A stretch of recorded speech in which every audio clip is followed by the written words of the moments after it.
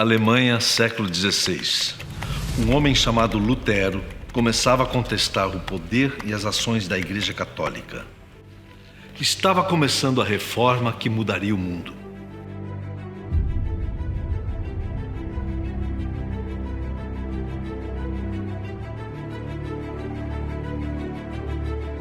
Ele havia nascido no dia 10 de novembro de 1483, recebeu o nome do santo do dia, São Martinho. Então vocês têm os pais de Martin, João e Margarida.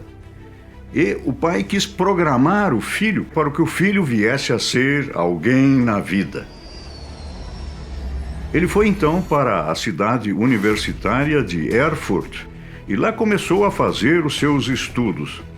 Até que num período de férias, ao voltar para casa, se viu envolvido num temporal e ele se jogou ao chão apavorado e invocou Santa Ana, gritando: "Santa Ana, ajuda-me e eu serei monge."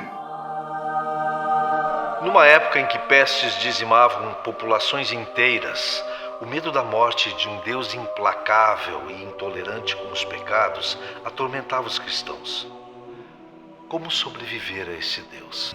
A igreja da época oferecia uma solução. Ela tinha inventado cartas de crédito que garantiam para a gente perdão de culpa, de penitência. Lá no mosteiro, o monge Lutero, por discordar dessa prática, começou a criticar abertamente a igreja. E, é claro, isso acabou incomodando muita gente.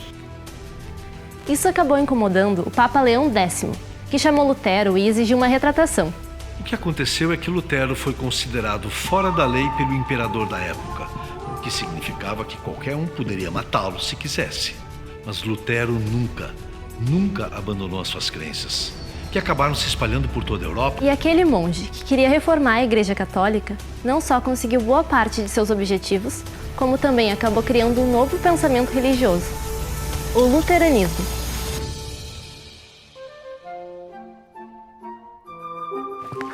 Assim como defendia o acesso de todo cidadão à Bíblia, para que cada um pudesse interpretá-la conforme sua consciência, Lutero também acreditava que todos poderiam falar com Deus, só que sem intermediários. Essas coisas também são legais de botar lá. Então eu não preciso mais comprar carta de crédito. Eu não preciso mais de intermediários para falar com Deus. Ele acredita que Deus desce à terra como Jesus e entra em contato direto com as pessoas. Nos dias de Lutero, igreja é uma instituição hierárquica, onde há papa, imperadores, bispos e um grande público, o povo simples, que assiste à Divina Comédia. E se Deus entra em contato direto com as pessoas também podem fazer o mesmo e falar direto com Ele. E de graça. Nesse contexto, uma única palavra fazia todo sentido para Lutero. O advérbio somente é fundamental, né? Aqui tem uma radicalidade no afirmar, né? Somente o Cristo. É por isso também que Lutero não considerava os santos como intermediários para falarmos com Deus, assim como padres, bispos, cardeais e o Papa. Bom, aí dá para imaginar que literalmente fechou o tempo entre Lutero e a igreja. Imagina alguém há 500 anos fazendo a seguinte afirmação: o alvo da ética não é o céu, o alvo da ética é a terra. Lutero vivia numa época de transformações. A prensa, criada por Gutenberg, ajudava na circulação de ideias através de panfletos. O acesso das pessoas à leitura permitia que tivessem opinião própria sobre os assuntos. Nicolau Copérnico desenvolvia a teoria de que o Sol era o centro do universo. E Fernão de Magalhães fazia a primeira viagem marítima ao redor da Terra.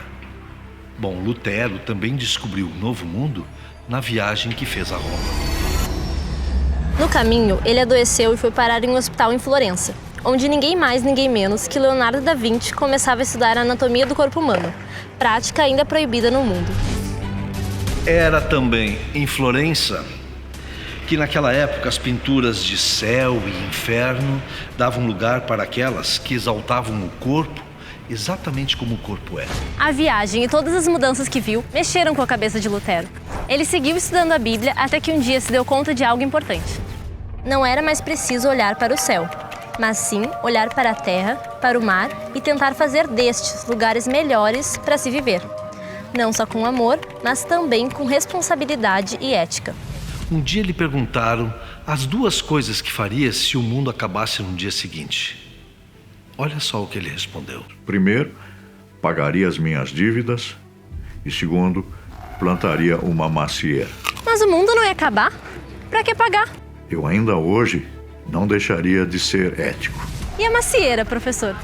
E Lutero responderia para a gente que faria essa pergunta dizendo: eu ainda hoje continuaria afirmando que esse mundo é e continua sendo a boa criação de Deus e que por isso merece ser preservado.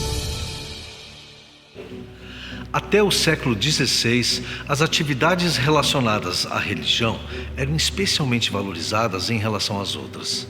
Lutero vai inverter essa coisa e dizer que a nossa profissão é o lugar onde Deus nos colocou para nós servirmos a Ele e ao próximo dentro do nosso mundo. Há 500 anos, acreditava-se que apenas monges, monjas e sacerdotes tinham seu lugar garantido no céu por meio de seu trabalho religioso. Só que Lutero tinha outra ideia. Se Deus desceu, se Deus entrou na nossa realidade, Qualquer indivíduo poderia servir a Deus sendo um bom profissional em qualquer profissão que escolhesse. Naquela época, a grande maioria dos jovens acabava seguindo a profissão do pai, independentemente de terem ou não vocação para isso. Aliás, antigamente, quando se falava em vocação, se pensava apenas em vocação religiosa. Adivinha quem quebrou isso? Ele mesmo. Lutero até criou uma palavra em alemão, Beruf. Como é que é? Beruf, que traduzido para o português significa 2 palavras, vocação e profissão. Ou seja, a minha profissão é a minha vocação, é o lugar para o qual Deus me chamou. Extra! Imprensa ajuda a disseminar ideias de Lutero.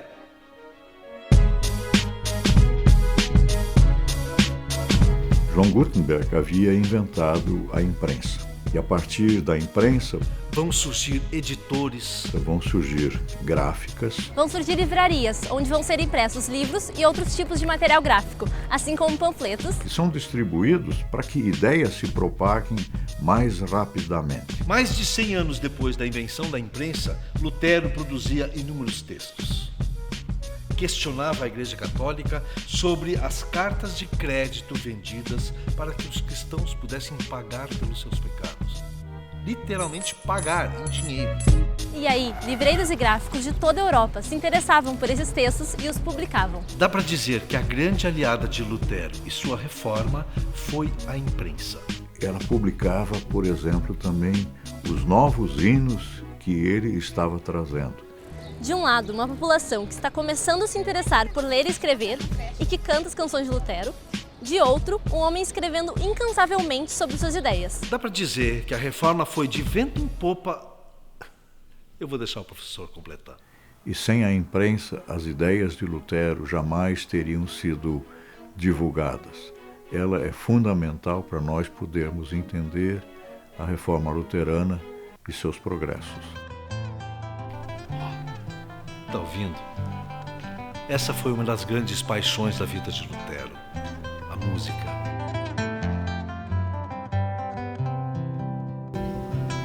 Lutero acreditava que a música teria grande papel para a disseminação de suas ideias para as pessoas. Os hinos de Lutero talvez tenham difundido mais o seu pensamento do que os seus livros.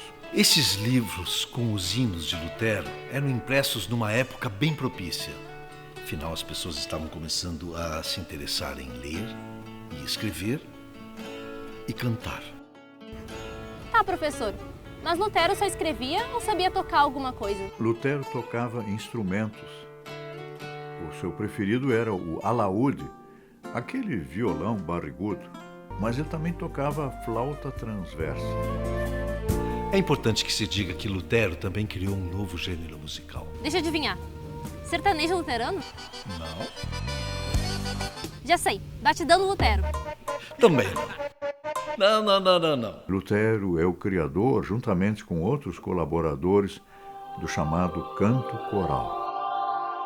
E sabe quem foi o mais importante músico e criador desse novo canto coral? Se chama Johann Sebastian Bach, Que no Brasil fala Bach.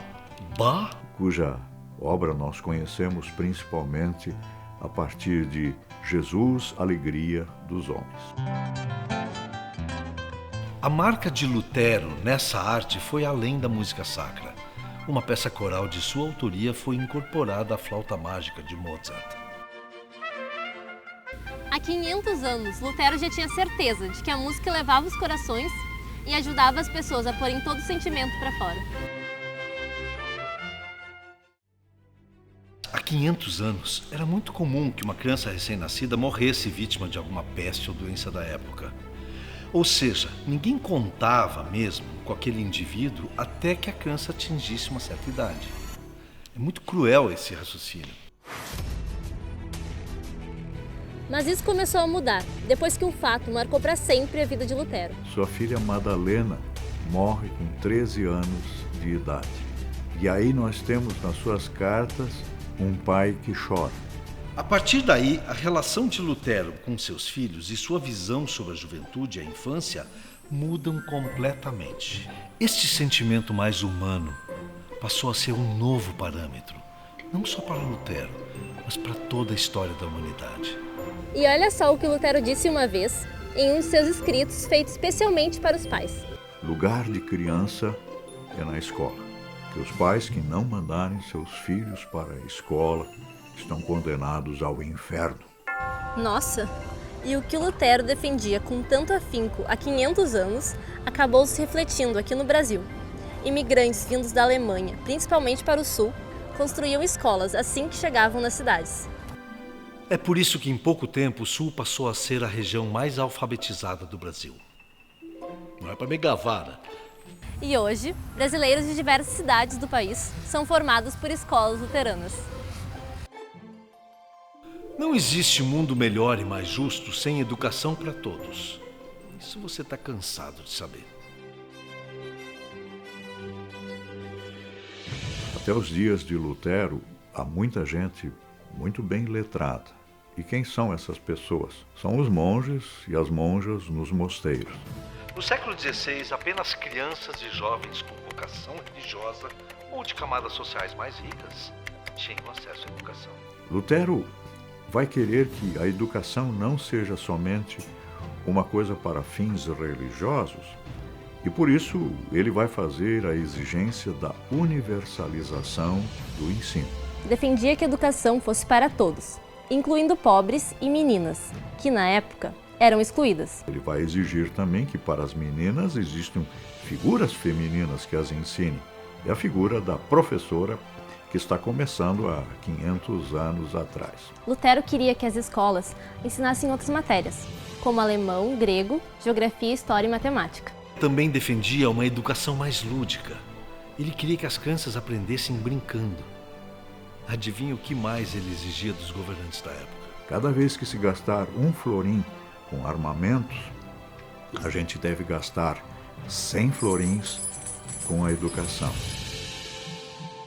Hoje, muitos destes ideais são uma realidade no mundo inteiro e fazem parte da educação de milhões de pessoas.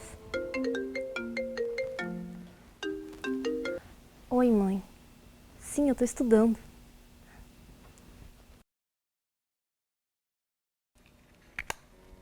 Se ainda hoje, e com muita luta, as mulheres estão começando a conquistar os seus direitos, imagine como era no século XVI.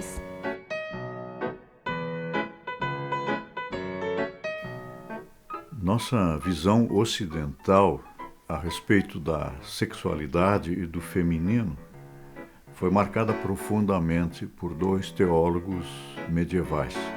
Depois de fazerem muita festa e terem uma vida sexual, digamos, muito animada, São Jerônimo e Santo Agostinho se converteram.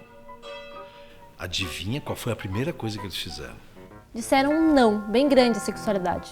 São Jerônimo estabeleceu, inclusive, degraus que mostrariam para a pessoa quais eram as possibilidades de ela ingressar nos céus. Por exemplo, um homem que queria ter 100% de certeza de que entraria no céu era fácil. Era abandonar o mundo e entrar para um mosteiro. Mas Para eles, a mulher que entrasse no mosteiro só teria 90% de chances de ingressar no céu. E sabe por que não teria 100%? Por causa da menstruação, que a tornava impura de 28 em 28 dias. e muitos pais, para evitarem esse mal, colocavam as crianças, as meninas ainda pequenas, no mosteiro. Mas cadê o Lutero para nos defender? Lutero vai colocar um não decidido, a possibilidade de o celibato colocar a pessoa num estado superior a outra que não é celibatária. Este não de Lutero ao celibato tem como consequência o esvaziamento dos mosteiros femininos e masculinos. Pois é. Os homens que deixavam os mosteiros conseguiam com facilidade atividade profissional, já a situação da mulher era mais complicada. A crítica de Lutero ao celibato e a sua opção pelo casamento mudaram os 500 anos da história da humanidade.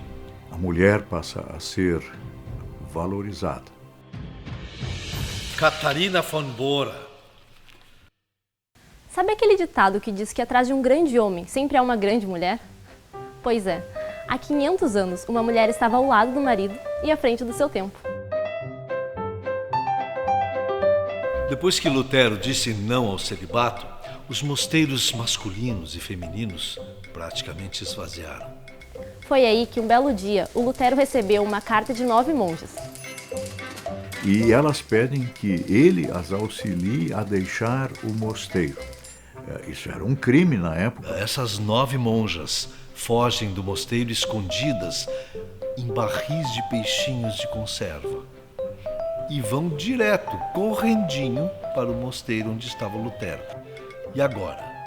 Se elas não encontrarem um parceiro com quem casar, elas estão condenadas a uma vida na prostituição. Foi aí que Lutero procurou e encontrou marido para todas elas, menos para uma. Seu nome? Catarina von Bora. Von Bora. Catarina era rigorosa e não aceitava qualquer um para marido. Foi aí que, no ultimátum de Lutero, ela falou: Se o Dr. Lutero me aceitar como esposa, com ele eu caso.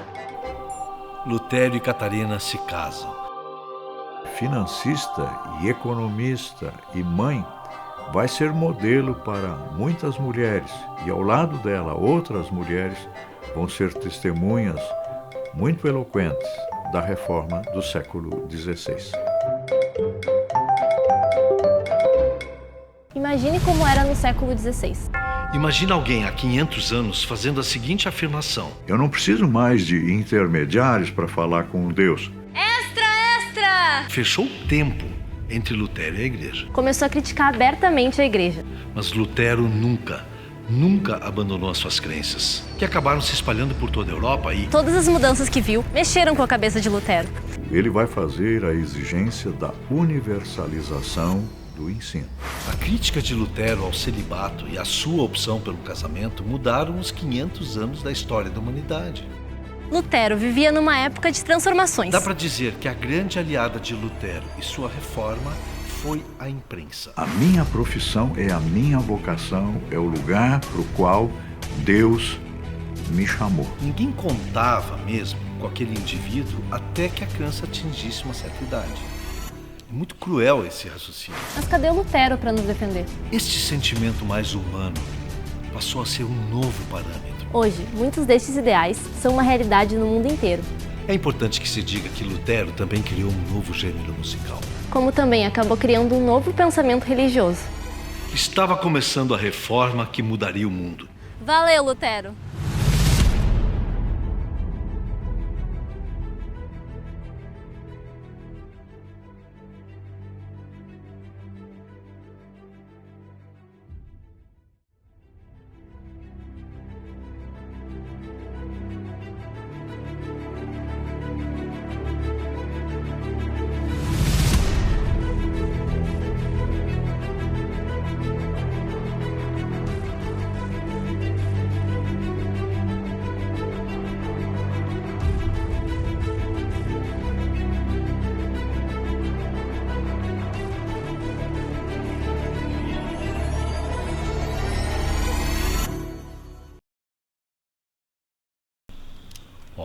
ouvindo? Pássaros. Não fez a mãozinha. Eu não sei como é que eu faço a mãozinha. E claro, Catarina acabou dando um toque todo seu. E foi aí que... não. Eram especialmente valorizadas. Ufa. Não. Esse ufa? Eu falei ufa rindo. Mas que barbaridade! Como acabou criando um pensamento novo, religioso. Essa é fácil. A reforma... A partir de uma exigência... A partir de uma exigência de... Lutero considerava os jovens fundamentais. Isso mesmo, é isso mesmo. Não, Berufo. Acertei o texto. Tava bom? A viagem e todas as mudanças que viu mudaram a cabeça de Lutero. Mexeram. Bom, fala, Renata. Mas isso começou a mudar? É. Marcou para sempre. Ah, tá. Pudesse interpretá-la conforme... Interpretá-la conforme... Pudesse interpretar... Muito bom para te esconder.